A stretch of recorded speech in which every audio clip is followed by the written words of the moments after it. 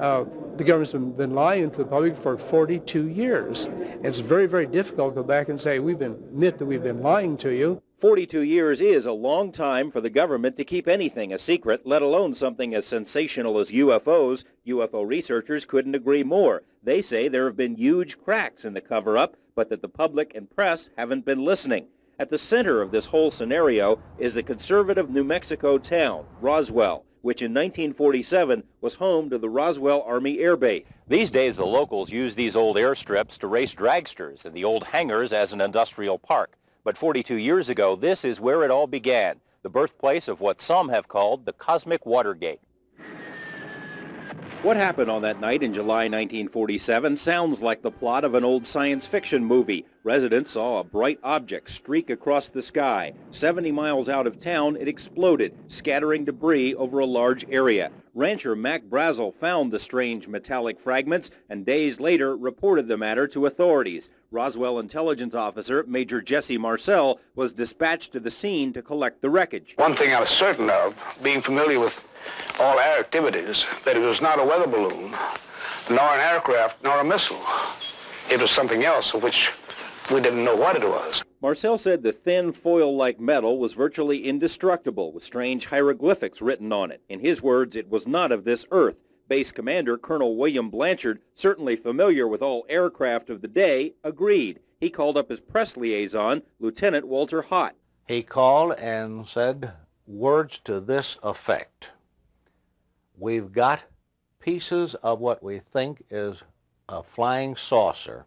Hott wrote and released a story that was immediately picked up by newspapers and wire services, spurring phone calls from all over the world. Major Marcel was told to load the wreckage into a B-29 and fly it to Wright Field in Ohio. He landed first at 8th Air Force Headquarters in Fort Worth, where General Roger Ramey took control of the debris, ordered Marcel and others to keep quiet, and issued another news release saying the debris was actually from a crashed weather balloon. As he and Marcel posed for reporters with debris from a balloon, the real wreckage, according to witnesses, was flown under armed guard to Ohio. The newsmen saw very little of that material, a very small portion of it. And none of the important things like these members that had these hieroglyphics or markings on it. And when the general came in, he told me not to say anything, that he would handle it. The story held for 30 years until Stan Friedman and his colleagues started digging. They found more than 100 witnesses with first or second-hand knowledge of the Roswell incident. They also believe that the debris was from an alien spacecraft that crashed miles beyond the Brazel Ranch. Numerous witnesses say they saw the crashed disk, the bodies of dead aliens inside. But the military seized the evidence and swore them to secrecy. Walter Hott says flat out the story of the weather balloon was a cover-up. So does Bob Shirkey. Shirkey was the officer who ordered up the B-29 that transported the strange debris. He saw the wreckage and thinks if it really was from a weather balloon, it wouldn't have been flown to Ohio in such a hurry. Shirkey also has knowledge of the alien bodies. The information is from a close friend who ran the town funeral parlor in the 40s. It has never been made public until now. "Did you see the sketches in the paper of the humanoids or the bodies?" And I said, "Yes." He says, "Well, I can tell you that's what they looked like."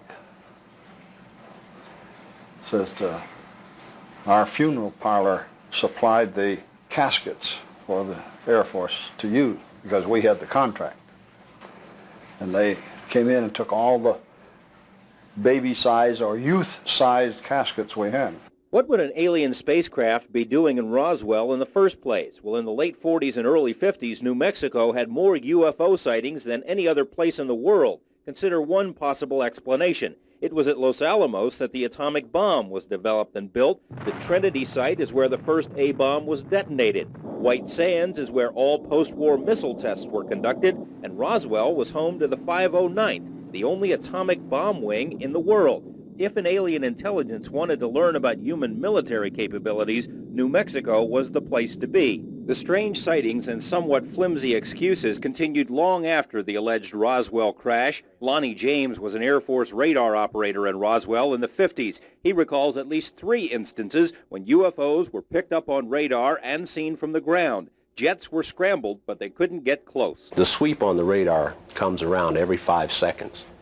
The rate of speed was so great we could not, it disappeared off the radar before we could get a check the speed on them. How fast is that? Well, it was well over 2,000, well over.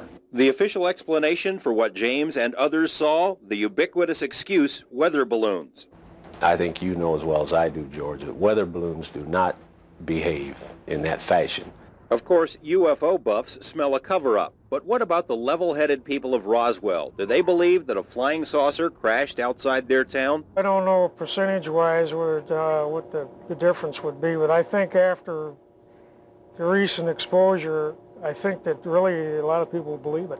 An odd footnote to the story, in September, the Roswell incident was featured on the NBC program Unsolved Mysteries. Within days of that broadcast, the people of Roswell started seeing weather balloons. During our interview with Walter Hott, a weather balloon floated over his backyard. Another was spotted on the drive from Roswell to Albuquerque. Is there a vital need for weather data in the New Mexican desert, or is someone trying to prove something? Former U.S. Senator Barry Goldwater thinks there's something fishy about the whole story. As chairman of the Senate Intelligence Committee and an Air Force general, Goldwater had a top-secret security clearance. During a visit to Wright-Patterson Air Base in Ohio, he asked to view the hangar where the Roswell wreckage and other UFO information were reportedly stored. Permission was denied. Goldwater later wrote that he was told the matter was classified above top secret. He was also told to never ask again. What does the government know that it isn't telling us? Tomorrow, we'll delve into the government's own files to find out if the cover-up is real and ongoing. And later, we'll reveal the identity of this man who says the government is flying alien craft in the Nevada desert. It's not only a crime against the American people, it's a crime against the scientific community.